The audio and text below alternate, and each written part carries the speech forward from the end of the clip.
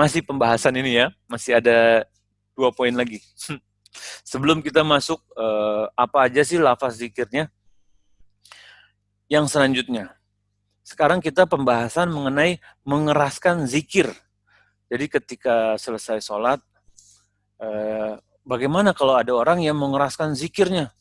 Allahu Akbar, Allahu Akbar. Nah, gitu. Ya kan, suaranya keras hingga yang lain bisa dengar gitu ya. Nah, ini kita harus bijaksana juga nih. Sebagian ulama berpendapat itu diperbolehkan dan dianjurkan. Rujukan dalilnya apa? Hadis yang disampaikan oleh Ibnu Abbas radhiyallahu anhuma, bahwa beliau mengetahui kalau Nabi Muhammad SAW telah menyelesaikan sholatnya adalah ketika beliau mendengar suara Nabi Muhammad SAW bertakbir.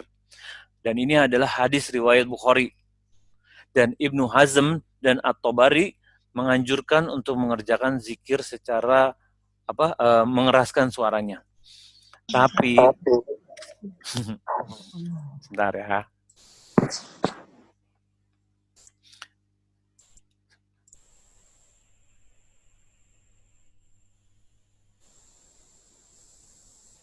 Tapi jumhur ulama, jumhur itu artinya mayoritas ulama.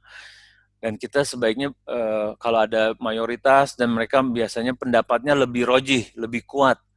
Karena jumhur itu mereka sudah bersepakat secara bersama-sama. Pendapat mayoritas ulama berbeda, teman-teman.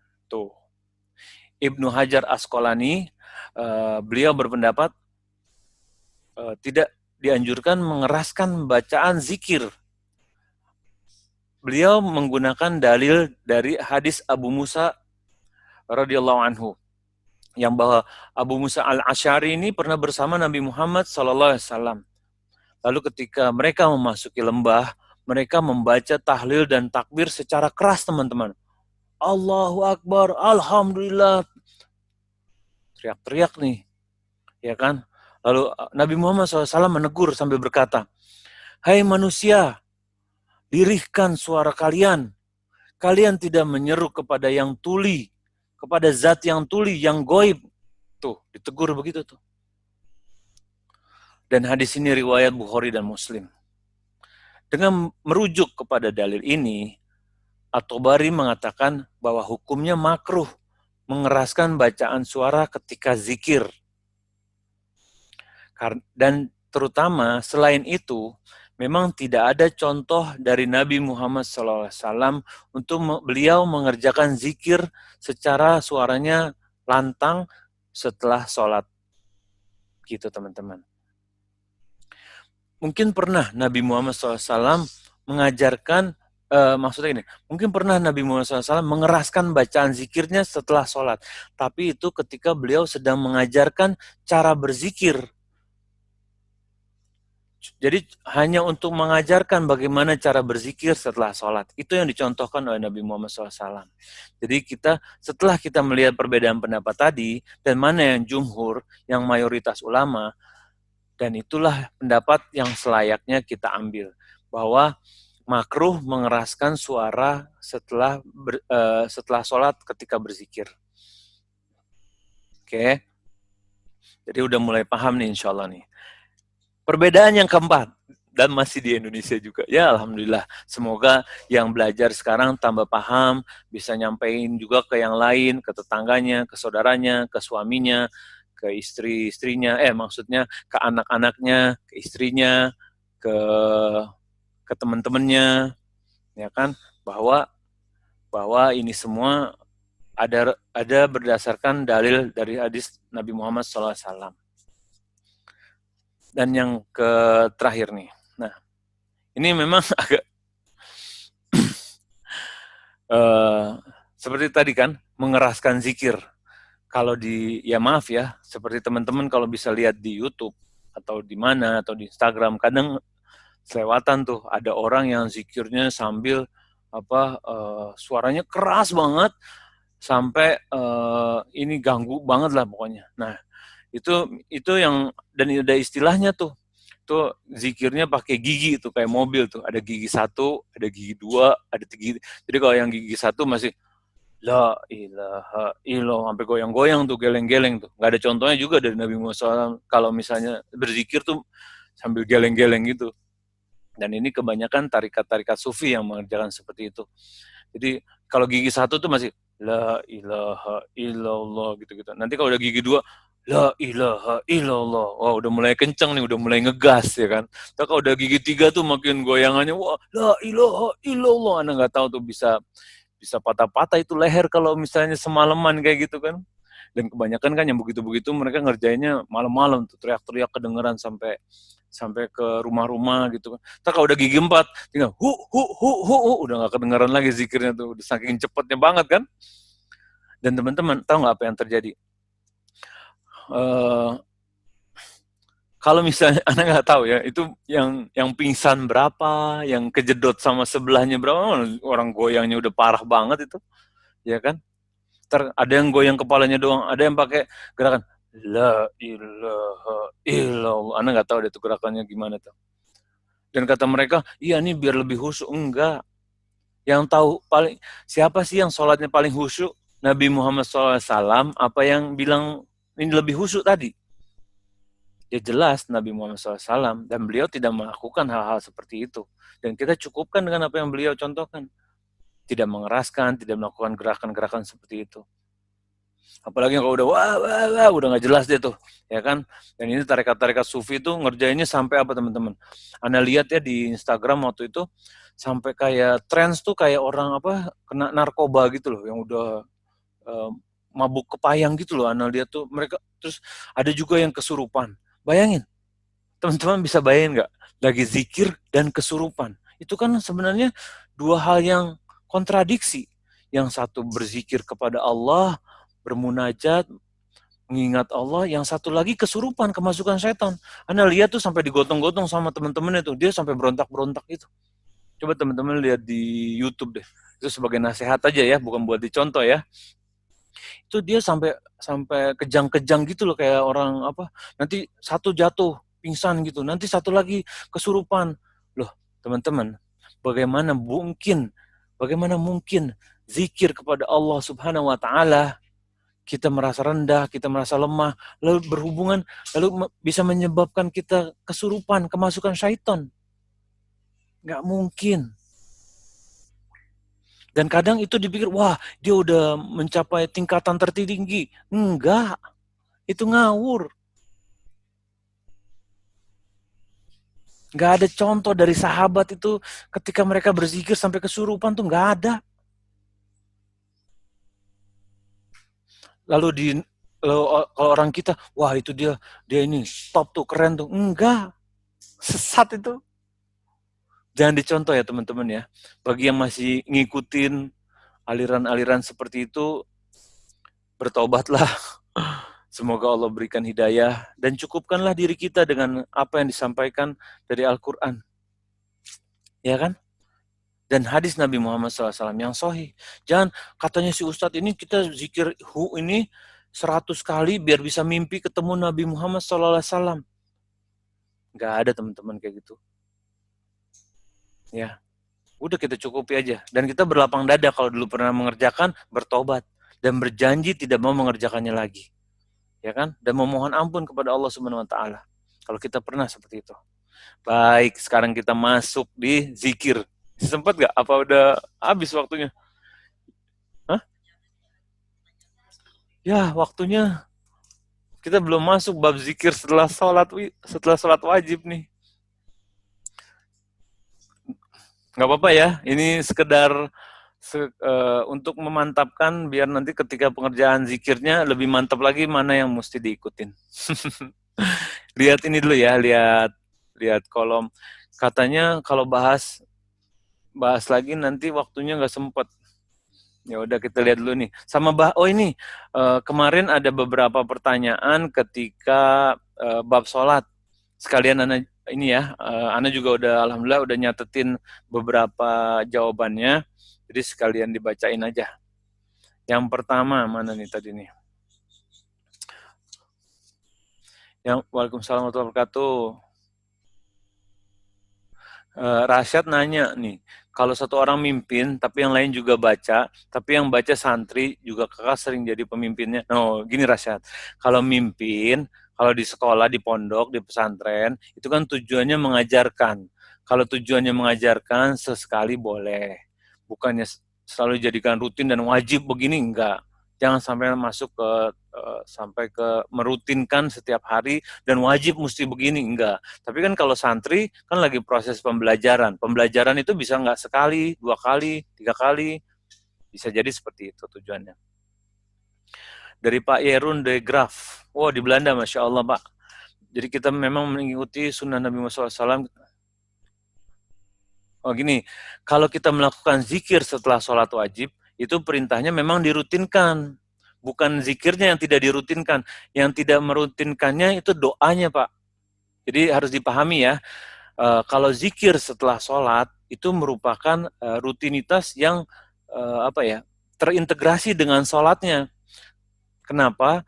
Jadi kita memang diperintahkan, kan faiza qadaitumus sholata fazkurullaha. Nah, jika kalian telah selesai mengerjakan sholat, maka berzikirlah. Itu yang dimaksudkan dengan berzikir. Jadi setiap selesai sholat, berzikir. Jangan sampai enggak. Syaiton itu selalu berusaha ganggu kita. Ketika di awal sholat, niat kita mau diacuhkan. Ketika lagi dalam sholat, bacaan kita mau dirusak. Gerakan kita mau disalahkan. Ketika kita selesai sholat, syaiton ingin kita nggak baca zikir. Tahu nggak kenapa syaiton pengen kita nggak baca zikir? Karena banyak sekali keutamaan berzikir setelah sholat. Ini Anda bacain satu nih dari kitab lain nih. Ada zikir yang, ini Anda ajarin satu zikir nih ya. Ini cuma gampang banget nih. Zikir setelah sholat nih gampang banget yang ini nih. Teman-teman insya Allah udah hafal semua. Baca subhanallah 10 kali, alhamdulillah 10 kali, Allahu Akbar 10 kali. Gampang nggak? Gampang kan? Setengah jam nggak? 5 menit? 5 menit? Nggak sampai lah. 2 menit ya? Hah? Ya, 2 menit ya? 2 menit lah. Tahu nggak teman-teman? Itu cuma baca itu aja. Nih, anak kasih tahu nih. Barang siapa yang mengamalkannya, maka ganjarannya adalah surga. Hadis ini berdasarkan hadis yang diriwayatkan sahabat Abdullah bin Amr radhiyallahu anhuma. Ia berkata, Rasulullah Shallallahu alaihi wasallam pernah bersabda, ada 2 perkara di mana setiap muslim yang konsisten melakukannya akan masuk surga. Keduanya sangat mudah, namun sedikit sekali yang mengamalkannya. Pertama, bertasbih di akhir setiap sholat wajib sebanyak 10 kali, bertahmid 10 kali, dan bertakbir 10 kali. Yang tadi tuh. Yang konsisten melakukannya akan masuk surga. Nabi Muhammad SAW.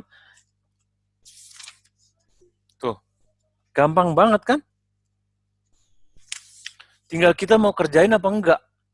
Dan kita, ya kalau kita yang tidak boleh merutinkan adalah berdoanya Pak Yerun ya, jangan sampai ini nih, biar kita satu pemahaman nih. Kalau berzikirnya ya dirutinkan. Nah, syaiton itu ketika kita selesai sholat, kan kita pas lagi mulai sholat nih, udah mulai tahiyat, pikiran udah mulai melayang nih. Habis ini mau yang kerja kantor nih, habis ini ngerjain report dulu apa makan siang dulu ya? Oh makan siang dulu deh, ini pikiran udah mulai melayang nih. Nanti makan siangnya di mana ya? Oh baru gajian, yang agak mewahan sedikit lah. Atau lagi ini nih, lagi udah tanggal tua nih, pesan Indomie aja lah sama OB lah, biar murah 2.000 perak gitu kan. Udah mulai ke situ tuh pikiran tuh. Akhirnya, akhirnya sama setan dibikin, ini udah lapar banget nih. Habis ini langsung telepon si OB lah. Salam langsung nelpon tuh, nggak pakai zikir lagi. Setan menang banyak. Kita cuma baca 10 kali, 10 kali, 10 kali, nggak sampai 2 menit, Nabi Muhammad SAW bilang, akan diganjarkan dengan surga loh teman-teman. Barang siapa yang konsisten melakukannya. Dan masih banyak amalan-amalan lain yang Ana baca, ya Allah, kok bisa gitu ya. Maksudnya, Ana berdoa kepada Allah, semoga Ana dan teman-teman semua jadi orang-orang yang istiqomah berdoa kepada Allah, berzikir setelah sholat. Karena nggak mudah. Ini Ana ada satu lagi nih. Hadis dari Abdullah bin Amr. Saya melihat Rasulullah SAW menghitung dengan tangannya. Itulah, ini artinya aja langsung Anda bacain. Itulah 150 dengan lisan dan 1.500 dalam timbangan amal. Jadi satu kali kebaikan kan diganjarkan 10. Ketika kita melakukan 150, diganjar 1.500. Dan jika engkau telah siap, ini zikirnya tentang mau tidur nih kaitannya. Siap-siap tidur, engkau bertasbih, bertakbir, dan bertahmid kepada Allah sebanyak 100 kali, maka itu adalah 100 dengan lisan, dikali 10 berapa? 1.000 di timbangan amal. Maka siapakah di antara kalian yang melakukan keburukan sampai sebanyak 2.500 kali dalam sehari semalam? Itu ditantang oleh Nabi Muhammad SAW. Allah kasih tuh 1.000 derajat timbangan di akhirat. Ditantang sama Nabi. Ada nggak sih orang-orang yang ngerjain dosa 2.500 sehari? Tuh, sesungguhnya rahmat Allah Subhanahu wa taala sangat banyak buat kita, teman-teman. Tinggal kitanya aja mau apa enggak, ikhlas apa enggak. Waktu kita yang nih, anak kasih contoh nih. Pesen makanan sama OB itu sesaat terasa penting ketika kita menelantarkan zikir setelah sholat. Tapi ketika kita mulai makan, nyesel tuh. Ya Allah, zikir cuma 2 menit. Ini cuma demi mie goreng rasa sop buntut, bukan sop buntut rasa mie goreng ya. Tanggal tua bro, tanggal tua pesennya sop buntut, ayam bakar tapi Indomie semua gitu kan. Wah nih aduh, nyesel tuh. Makan Indomie doang, tapi yang ganjaran surganya kita tinggalkan. Dan kita jadi nggak konsisten kalau kita pernah tinggalin. Makanya yuk, bertekad mulai sekarang, zikir jangan pernah lepas dari setiap sholat wajib kita insya Allah. Terutama minimal banget yang tadi tuh, 10, 10, 10. Subhanallah, walhamdulillah, Allahu Akbar, 10, 10. Semoga Allah jaga selalu ya, buat istiqomah menuju surganya insya Allah. Sebenarnya zikir-zikir tuh banyak. Nanti dari kitab kita ambil yang pendek-pendek aja. Setuju? Apa yang panjang-panjang? Kalau yang mau panjang-panjang nanti di share di thehabaib.com. Oh ya, kabar gembira nih buat teman-teman nih. Memang isi artikelnya belum banyak, tapi alhamdulillah website thehabaib.com udah mulai live per hari ini, hari Jumat. Hari penuh keberkahan, penuh kemuliaan. Semoga Allah jadikan kita orang-orang yang selalu menuntut ilmu dan selalu sabar, karena wajib kita belajar.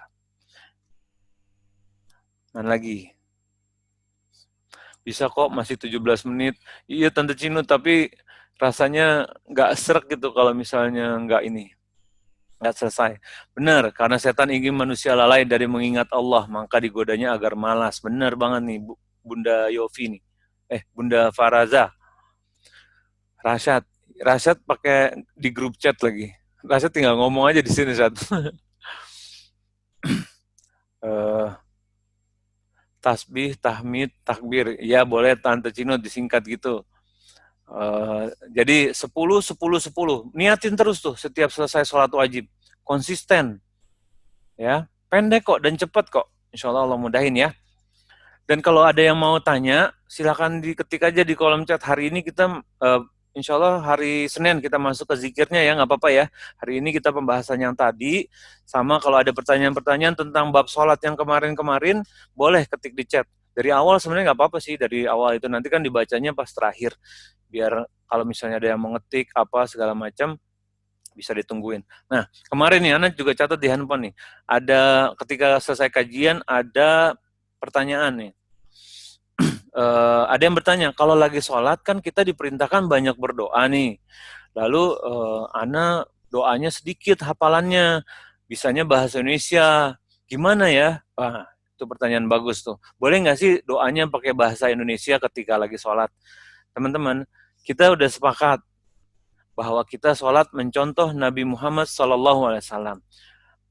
Dan yang diajarkan itu semua doa-doanya dalam bahasa Arab. Dan kita tidak boleh menggantinya dengan bahasa Indonesia. Walaupun kita bicara dalam hati. Kita bisa ngapalin minimal 2 atau 3 doa. Minimal 2 atau 3 doa kita hafalkan.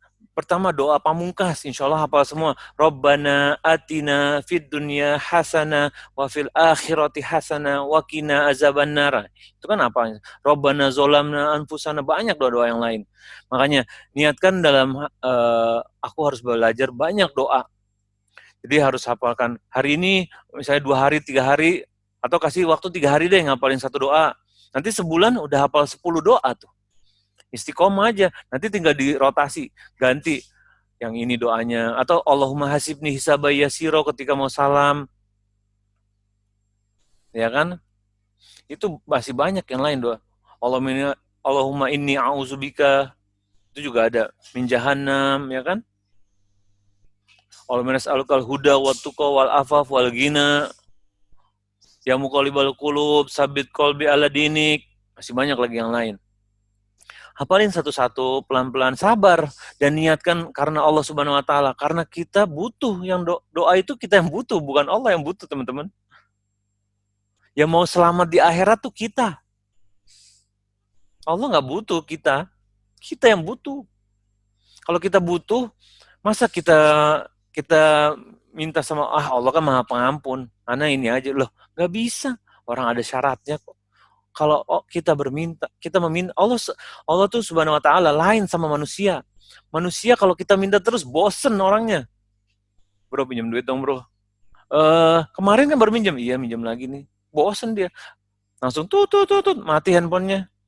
Tapi kalau Allah Subhanahu wa Ta'ala meminta, ya Allah senang sama hambanya yang selalu meminta. Makanya jangan sombong. Kita nih nothing, bro. Sister, kita nih nothing.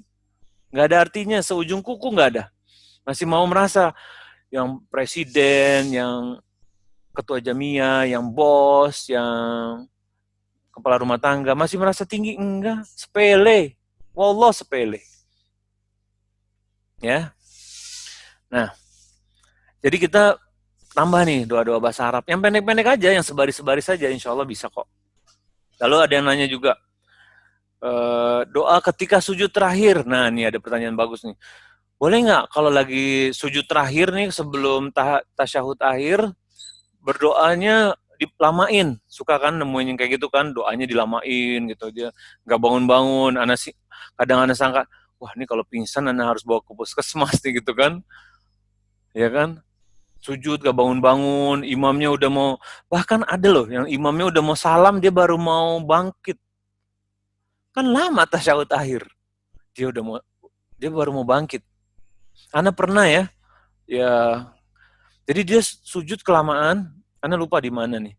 Ana angkat, kan boleh kita, kalau kita melihat ada kemungkaran ketika lagi sholat, kita boleh mengingatkan. Misalnya dia nggak lurus safnya, kita majuin, atau dia sujudnya kelamaan, kita angkat pundaknya, atau dia, pokoknya kalau kita ngelihat kemungkaran ketika dalam sholat, tapi dalam bentuk gerakan yang wajar ya, nggak berlebihan. Jangan ada orang lagi tawuran, kita lagi sholat, kita samperin, bubar-bubar, nggak gitu juga. Tapi yang wajar aja, misalnya lagi sholat jamaah, yang sebelahnya misalnya auratnya terbuka atau apa gitu, atau dia banyak bicara atau apa, ya kita nasihat, ya maksudnya dengan gerakan ya nasihatinnya, bukan dengan kamu jangan ya, kamu kalau kayak gini batal loh sholatnya, batal nih berdua nih. Nanti ada yang satu lagi, kalian berdua kok ngobrol sih, wah udah bertiga batal nih. Terus nanti sebelahnya lagi, loh kalian pergi dari masjid, loh ini DKM-nya marah juga, bubar udah semua tuh satu soft batal semua sholatnya. Ya. Nah, jadi sampai mana tadi kan, sampai lupa itu. Jadi nggak boleh ya kalau lagi sujud terakhir, kita harus bareng. Sujud itu porsinya harus sama dengan ruku, harus sama dengan duduk di antara dua sujud. Kalau Nabi Muhammad SAW, contoh dari Nabi Muhammad SAW, ketika berdiri sama lamanya, ketika ruku sama, semuanya seimbang. Bukannya berdirinya lama, rukunya bentar, sujudnya lebih sebentar lagi, tahiyatnya lebih sebentar lagi. Enggak, semuanya sama. Jangan berdirinya sebentar, sujud terakhirnya lama, itu ngawur tuh. Ya kan? Bisa jadi loh kayak gitu, berdirinya baca Al-Fatihah sama Inna atau Inna, pas sujudnya banyak doanya gitu. Ya kan? Itu nggak boleh kalau kayak gitu. Memang kalau misalnya dia memang nggak kita lihat kelamaan dan terlihat dia butuh dalam keadaan darurat, ya kita harus melakukan hal-hal yang itu kan hitungannya uzur. Batal sholat kita, nanti kita sholat lagi. Karena ini ada yang misalnya tergeletak atau apa, atau jantungan atau apa gitu. Jangan sampai kalau misalnya lagi sholat terus lihat yang sebelahnya udah berbusa mulutnya, kita biarin, nggak gitu juga. Ya. Nah, Itu pembahasannya kedua. Jadi nggak boleh ketika sujud terakhir dilamain, nggak boleh ya. Semua harus seimbang. Terus ketika sholat, kalau misalnya tersenyum, kemarin kita udah bahas tuh apa makruh dan pembatal sholat. Masih hafal kan? Rukun, sunnah, wajib, makruh, pembatal. Nanti ada ujiannya loh nih. Ujiannya pakai Google Form ya atau Google Meet. Pada panik semua, yang di sini aja panik. Waduh, enggak. Ujiannya ya Allah Maha tahu lah. Bagi yang semangat belajar, insya Allah dimudahin buat ngapal. Kalau yang nggak semangat belajar, yang bener aja, ayo belajar dong. Jadi kalau kita yang makruh itu tersenyum lagi sholat tuh, gitu-gitu senyum-senyum. Yang batal itu ketawa terbahak-bahak, ya. Jadi kalau masih senyum-senyum makruh, tapi bukan berarti senyum-senyum terus. Jangan-jangan perlu dirawat jalan itu masih kalau senyum-senyum terus. Lalu doa itu ketika kalau yang doa sebaiknya ketika sholat atau setelah sholat atau ketika sholat udah pembahasannya tadi panjang lebar ya insya Allah ya. Terus kita lihat lagi nih ada pertanyaan lagi nanya ya. Kemarin ada yang ngasih ini, mana dikasih kesempatan dong buat bertanya, kok nggak dikasih kesempatan? Iya nih boleh nih nanya. Om Firman, habis sholat wajib zikir dulu apa sholat sunnah ba'diyah dulu? Sebenarnya gini, zikir itu bukan tidak terjatuh sampai hukumnya wajib, tapi rugi kalau kita nggak kerjain teman-teman. Jadi kita merutinkannya aja gitu, bukannya wajib loh. Yang wajib tuh sholatnya. Jangan sampai sholatnya nggak dikerjain, zikirnya dikerjain. Mungkin nggak mungkin kayaknya ya. Ya, jadi kalau dianjurkan, disunahkan, sunnah muakkad loh, sunnah yang diutamakan maksudnya untuk zikir setelah sholat. Tapi kalau dikatakan zikir setelah sholat wajib, berarti kita sholat wajib, lalu zikir, lalu sholat sunnah ba'diyah ya. Jadi bukan sholat wajib dan sholat sunnah ba'diyah berurutan lalu zikir, bukan. Contoh dari Nabi Muhammad SAW, beliau sholat wajib, lalu zikir, lalu sholat sunnah ba'diyah. Bagaimana kalau lagi jalan di bis, di metro, dan lain-lain, berzikir dalam hati di luar sholat banget? Ini gimana nih Tante Cinut nih pertanyaan? Kalau ini di luar pembahasan kita ya. Kalau berzikir tuh dengan lisan, nggak ada berzikir dalam hati, niat di dalam hati. Kalau sholat, baca surat, baca Al-Fatihah dengan lisan, dan suaranya sir.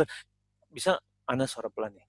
Bismillahirrahmanirrahim. Alhamdulillahirrahmanirrahim. Nah, pelan gitu suaranya. Maksudnya yang dengar kita doang. Zikir juga gitu. Yang dengar kita aja. Jangan sampai, astagfirullah. Yang sebelah keganggu. Ntar dia lagi ngitung 33. Tadi berapa ya? 27 apa? Ini sebelah ganggu banget sih. Ini zikirnya kenceng-kenceng. Gak boleh tuh kayak gitu. Kita kan, tadi kan dikatakan makruh mengeraskan bacaan zikir. Kalau di bis atau di metro, alhamdulillah kerjain terus tuh zikir. Banyak beristighfar, astagfirullah. Baca terus tuh. Itu banyak banget keutamaannya buat kita kerjain. Kalau di bis di mana jangan pakai hati zikirnya. Zikirnya pakai lisan dan sir maksudnya. Jangan jahat, jangan terlalu keras. Cukup aja kita aja yang baca. Ketika lagi masak bisa juga zikir loh. Sambil nyetir mobil, sambil apa lagi? Belajar mungkin nggak. Kalau ulama-ulama dulu ya, masya Allah ya. Ana lupa nama ulamanya siapa ya. Jadi beliau menjawab pertanyaan di telepon ya. Jadi kalau misalnya, Syekh bin Baz rahimahullah kayaknya, Ana lupa namanya. Ketika kan zaman dulu nggak ada internet, nggak ada TV, nggak ada apa. Jadi kalau ada pertanyaan dari dia berfatwa lewat telepon tuh. Jadi dia menyediakan waktunya pada maghrib sampai ke isya. Buat kalau yang mau bertanya, silakan nelpon ke dia. Lalu apa yang dikerjakan? Ketika dia ini terima telepon, ya kan, si penanyanya lagi ngomong, dia tuh berzikir tuh. Sambil dengerin tuh dia berzikir tuh. Sampai kedengeran sama si penanya. Kalau Syekh bin Baz ini atau afonnya biar nggak salah ulamanya, nanti Anda cari deh. Kedengeran tuh zikirnya, karena kan ditelepon kan. Gak sengaja tuh kedengeran. Tuh ulama tuh segitunya tuh. Kita sebagaimana, kadang kita lagi nunggu antrian di bank aja atau di ATM atau di mana, bengong, ngeliatin supir tukang somai, ngeliatin Gojek, ngeliatin nggak penting gitu. Kan rugi kita kalau kayak gitu. Ya kan? Perbanyaklah berzikir. Di bis, di mana semua kita perbanyak berzikir. Dan banyak bertobat kepada Allah Subhanahu wa taala. Ya. Benar, zikir. Tadi yang akan kita bahas hari Senin itu zikir setelah sholat wajib. Oke. Gak boleh Isam nih. Isam sama Rasya pertanyaannya suka ajaib. Anda nggak mau bacain. Nanti sambil diketik-ketik aja jawabnya. Ada lagi kah? Ibu, Tante Intan, Kak Intan mau nanya. Katanya ibu mau nanya juga tadi. WA langsung katanya mau nanya. Nggak ada ya? Waktunya juga, alhamdulillah. Ini pertama kalinya pembahasan tanpa kitab nih, nggak apa-apa ya. Insya Allah besok kita balik ke kitab lagi. Langsung ke bab zikir setelah sholat witir insya Allah. Setelah sholat wajib, sholat witir lagi. Baik, kalau misalnya nggak ada pertanyaan lagi, insya Allah kita cukupkan sampai di sini ya.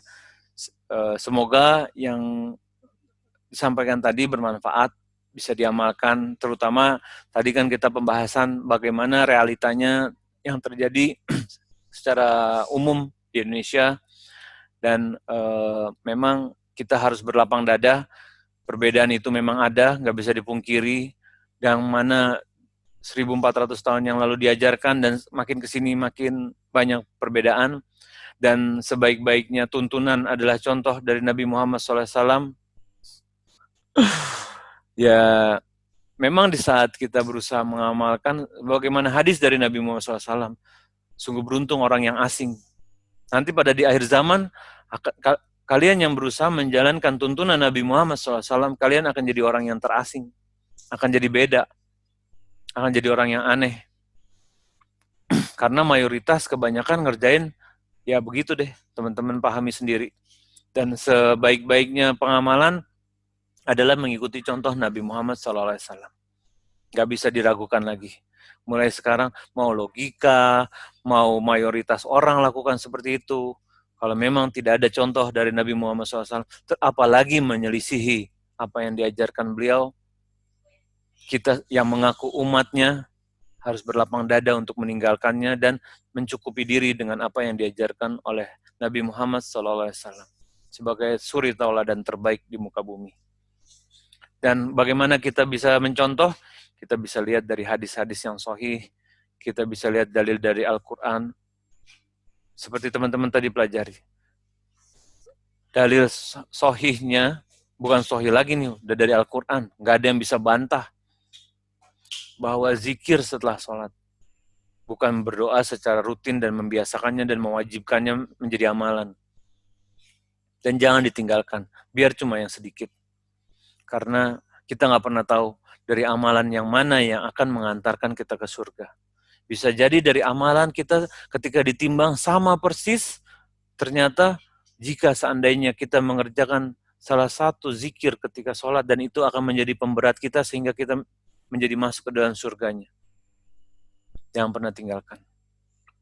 Bismillah, niatkan, karena ini sifatnya sunnah muakkad, tapi bukan mewajibkan ya, masih sunnah muakkad. Kalau misalnya memang qadarullah nggak bisa dikerjain, ya qadarullah wa masyafa'al.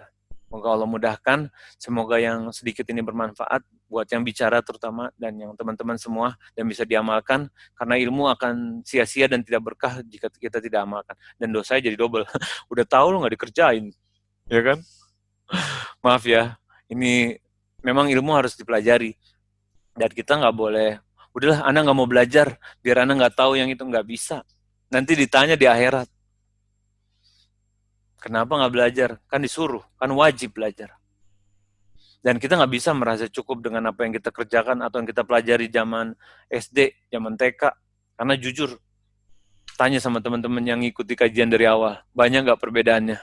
Banyak. Bagi yang masih belum, yang ketinggalan, banyak videonya ada di playlistnya di The Habaib di YouTube, bisa di subscribe. Semoga bermanfaat, itu aja sih tujuannya, nggak ada tujuan yang lain. Semoga bermanfaat, bisa diamalkan, bisa diajarkan ke anak, istri, ke suami dengan kesabaran, insya Allah. Moga Allah mudahkan. Kita tutup dengan pembacaan doa kafaratul majlis. Subhanakallahumma wa bihamdik, asyhadu an la ilaha illa anta, astaghfiruka wa atubu ilaik. Assalamualaikum warahmatullahi wabarakatuh.